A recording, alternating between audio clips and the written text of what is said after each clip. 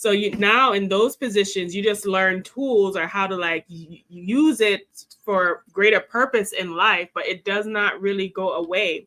And especially in this country where they have issued loneliness as a epidemic in this country, a lot of mental health crisis epidemic in this country.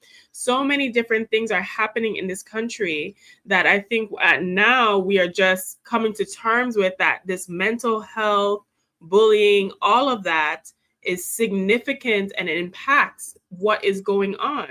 I was checking in the comments section. A lot of people are realizing that, you know, sometimes when we get negative responses from people or other adults, it's because they have all these mental health issues and stuff. And a lot of that starts and stems from childhood and bullying. It has a lasting effect, and we need to institute a nationwide program. I don't know what we need to institute, but it does cost us financially. It does cost the victims their emotions. In this case, when this girl's life, her whole entire trajectory of what could have been her life has been derailed by this. Mm-hmm. Oh, wow. Well, we're talking about how this affects us as we get older. So we have a couple of stats for you. The suicide rate for Black children aged 5 to 12 is nearly twice that of white children, according to the Journal of American Academy of Child and Adolescent Psychiatry. Now, if you think it stops there, it does not. 1 in 4 Black adults will experience a mental health issue in their lifetime, yet only 1/3 receive treatment. Mm-hmm. Black adults are 20% more likely to experience serious mental health problems than the general population, yet they're less likely to seek treatment due to stigma. Oh, wow. Dr. Lene, why do you think that we as a community kind of shun therapy, and what can we do to shatter that myth? I think we shun therapy because we were brought up in a generation, in a time, in a community that says what happens in this house stays in this house. That's right. Don't go out there talking to the people, telling the business that happens in this house.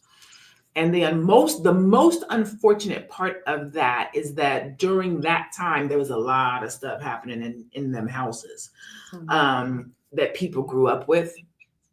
And here we are today. While our parents are probably not going to go get therapy, we in our generation are becoming more comfortable with therapy and better understanding.